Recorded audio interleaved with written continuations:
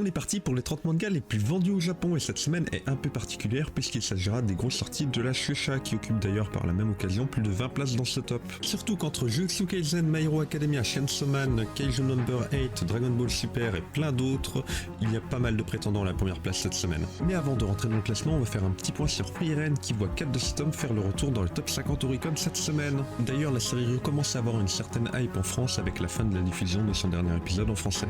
Passons au classement avec le 11e tome de Temple qui nous fait un petit démarrage cette semaine et se classe 30e. Le 23e volume de Mission Yozakura Family nous fait un démarrage dans ses standards. Toutefois, le premier épisode de son adaptation anime n'était pas sorti lors de ce classement. On verra la semaine prochaine si celui-ci arrive à booster les ventes de la série. Passons au 21e Valkyrie Apocalypse qui a pris une petite avance sur son prédécesseur cette semaine. Il avait réalisé au même stade 146 000 ventes avec une journée de plus. Même s'il y a du mieux par rapport aux dernières sorties, le 16e opus de Witch Watch nous fait une première semaine un peu faible. Le 28e Blue Lock n'arrive toujours pas à rattraper le retard qu'il a sur son prédécesseur qui avait fait quasiment 290 000 ventes à ce stade, espérons que le film qui sort dans les prochains jours au Japon lui fasse remonter la pente. One Piece continue toujours son triste record avec son 108e tome qui affiche toujours les pires ventes enregistrées par l'Oricon depuis sa création en 2008. Un peu comme le 13e Spy X Family qui reste le tome le moins bien vendu de la série depuis 2 ans. Dans le même genre, le 22e Grand Blue continue le déclin de la série avec ses seulement 41 000 exemplaires vendus. Le spin-off de Kaiju Number 8 nous fait un démarrage un peu plus faible que prévu. Rentrons dans le top 10 avec le 35e opus de Aoashi qui garde le rythme cette semaine encore. Le numéro final du 4 Captor Sakura Clear Card nous fait un excellent démarrage avec quasiment 90 000 exemplaires vendus si on lui ajoute les ventes de son édition limitée. Le 13e tome des Carnets de l'apothicaire quant à lui continue d'exploser les records de la série avec plus de 321 000 exemplaires vendus en 14 jours là où son prédécesseur était à seulement 214 000 au même stade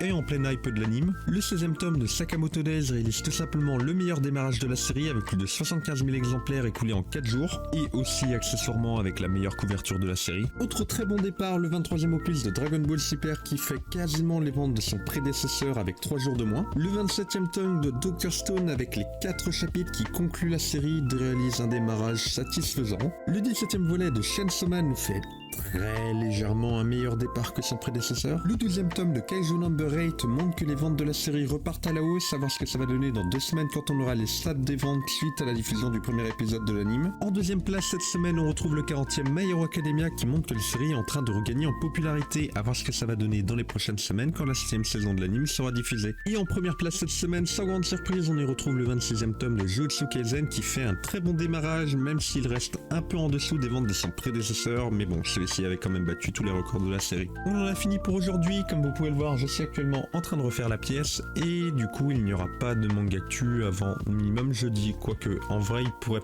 peut-être en avoir un de masse si je me débrouille pas trop mal. Mais voilà, à la prochaine et abonne-toi pour plus d'actu.